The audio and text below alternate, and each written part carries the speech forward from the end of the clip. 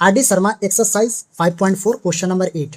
If the fifth term of an AP is 31, यानी A5 का value 31 दिया हुआ and 25th term is 140 more than fifth term, find the AP.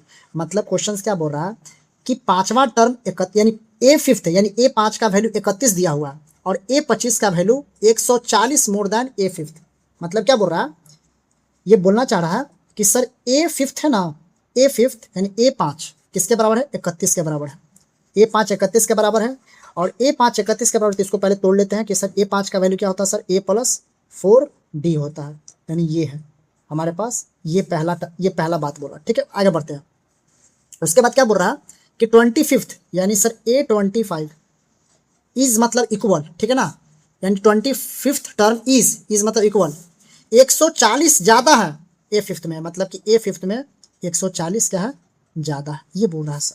तो A25 का value क्या होगा सर, A+24D और A5 का वैल्यू क्या है सर, 31 है।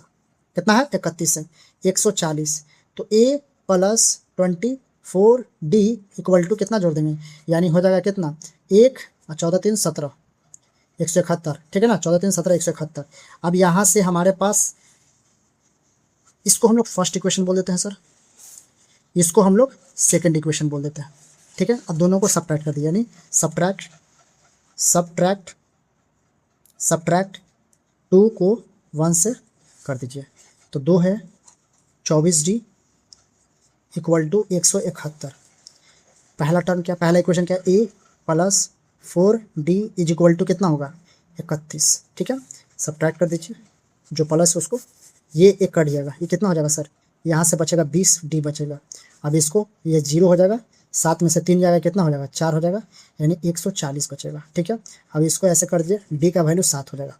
D का वैल्यू क्या निकलेगा सर, 7 निकल कर आएगा, D का वैल्यू 7 निकल कर आएगा। अब D का वैल्यू 7 आया, तब D को सब्स्टिट्यूट कर A का वैल्यू निकाल दीजिए। Putting D in first equation. तो फर्स्ट इक्वेशन हमारे पास A है सर, 4 और D का वैल्यू क्या निकाला है, 7 इक्वल टू 31।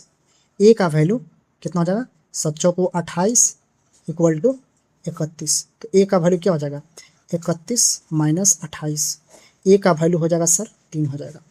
यानी हमारे पास सर D आ गया और 3 आ गया, यानी D और A आ गया। हम लोग से क्या पूछ रहा है, AP पूछ रहा है सर, तो AP पूछ रहा है तो डायरेक्ट कर दीजिए। पहला टर्म A होता है तो 3 लिख दीजिए। अब 3 में जोड़ते जाइए, कॉमन डिफरेंस को जोड़ते जाइए। 3 में 7 जोड़ेंगे 10 होगा, 10 में फिर 7 जोड़ेंगे तो 17 होगा, फिर 7 जोड़ेंगे, वैसे जोड़ते जाएंगे, ये क्या होगा, RAP होगा। ठीक है।